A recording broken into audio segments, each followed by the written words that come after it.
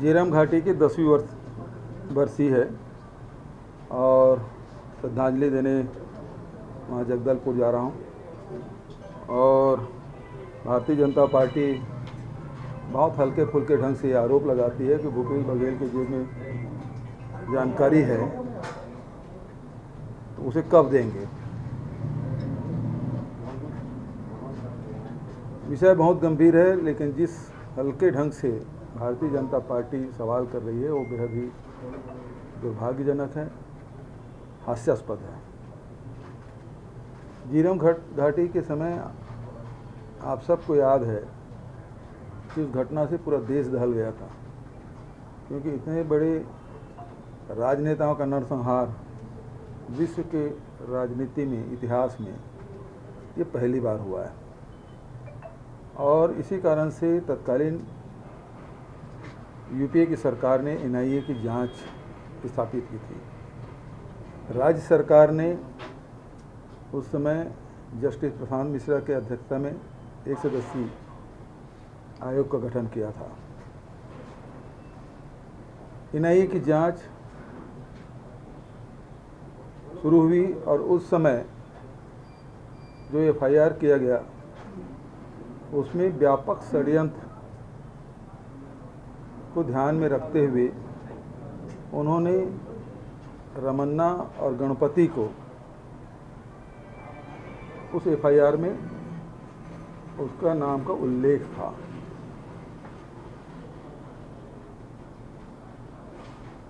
दो 2014 अगस्त तक गणपति और रमन्ना का नाम था। इस बीच में गणपति और रमन्ना के संपत्ति कुर्क करने का आदेश भी हुआ। हालांकि थोड़ी बहुत संपत्ति कुर्क की गई, बचत नहीं मिला करके छोड़ दिया गया। सितंबर 2014 में प्रारंभिक रिपोर्ट एनआईए कोर्ट में प्रस्तुत किया।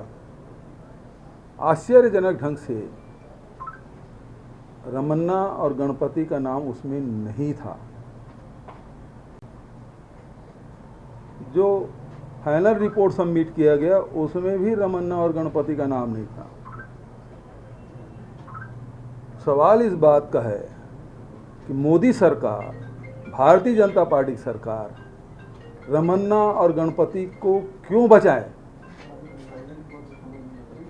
उससे पूछताछ क्यों नहीं की गई, उसके संपत्ति कुर्क क्यों नहीं किया गया। और सबसे बड़ी बात यह है कि यदि रिपोर्ट में, एफआईआर में यदि किसी अपराधी का नाम दर्ज हो गया तो वो हटता नहीं है।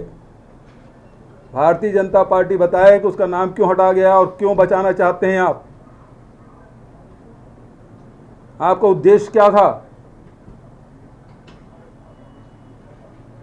जो मुझसे पूछते हैं ना, पर्ची है ये। अब भारतीय जनता पार्टी के लोग जवाब दे इस बात का, एफआईआर में नाम होने के बाद उसे हटाया क्यों गया। दूसरी बात, जो आयोग गठित किया गया, आयोग को रिपोर्ट आया, आप सब जानते हैं राज्य सरकार ने आयोग का गठन किया था, राजभवन में उसको सबमिट किया गया। कभी ऐसा हुआ है? लेकिन आयोग की रिपोर्ट सरकार को न देकर, चीफ सेक्रेटरी को न देकर सीधा राजभवन में दिया जाता है।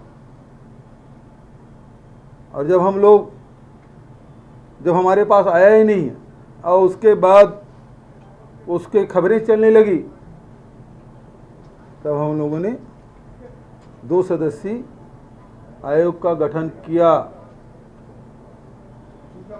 और आयोग के गठन करने के बाद उसको स्टे कौन लेता है? उसको स्टे लेता है धर्मलाल कौशिक। और उसकी वकालत कौन करते हैं? महेश जेठमलानी, जो भाजपा का सांसद।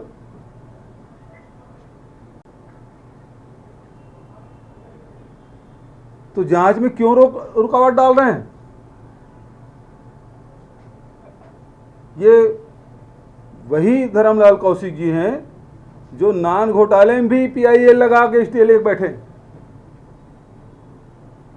नान घोटाले की जांच करने गए, एसआईटी गठन किया, तो उसमें भी रमन सिंह जी के खासम खास धर्मलाल कौशिक जी दोनों बार स्टे लेने पहुंचते हैं। तो सवाल इस बात का है कि किसको बचाना चाहते हैं, किस तथ्य को छुपाना चाहते हैं। एक तरफ एफआईआर होता है, हम लोग एसआईटी गठन करते हैं, तब एनआईए जाग स्टे ले लेती है। जीतू मुदलियार एफआईआर करते हैं, दूसरे बार तब भी एनआईए जाके उसमें स्टे ले लेते हैं कि नहीं होना चाहिए। और दूसरे बार आयोग के जब गठन करते हैं तो धर्मलाल कौशिक जी स्टे लेते हैं। ये किस मुंह से बात करते हैं? तो जो सवाल मैंने उठाए हैं उसका जवाब दे भारतीय जनता पार्टी। गणपति और रमन्ना का नाम एफआईआर से अलग कैसे हुआ? और दूसरी बात यह है, व्यापक षड्यंत्र को ध्यान में रख के जांच कर रहे थे। जैसे यूपीए की सरकार हटी, एनडीए की सरकार आई, मोदी जी प्रधानमंत्री बने, वो केवल दंड कार्य कमेटी के ही घटना मान के खत्म कर दिए जांच। इन दो सवालों का जवाब दे भारतीय जनता पार्टी। मैं वही कह रहा हूं कि ये लगातार जांच में बाधा उत्पन्न कर रहे हैं। कितने बार गृह मंत्रालय को, कितने बार एनआईए को हमने पत्र लिखा, लेकिन जांच आगे बढ़ नहीं रही है और हमको वापस दे नहीं रही है। इन्हीं सवालों के जवाब ये भारतीय जनता पार्टी के नेता दे दे। जो प्रदेश के नेता कहते हैं कि जेब में पर्ची लेके घूम रहे हैं। जो एनआईए व्यापक रूप से जांच कर रही थी, किसके दबाव में, किसके कहने से वो एनआईए के अधिकारी गणपति और रमन्ना का नाम हटाएं, वो बताएं। तो सवाल यही है। और जिस दिन केंद्र में हमारी सरकार बनेगी, दूध का दूध और पानी का पानी होगा, और जो षड्यंत्रकारी हैं, जो अपराधी हैं, उसका स्थान वहां होगा। धन्यवाद। सर,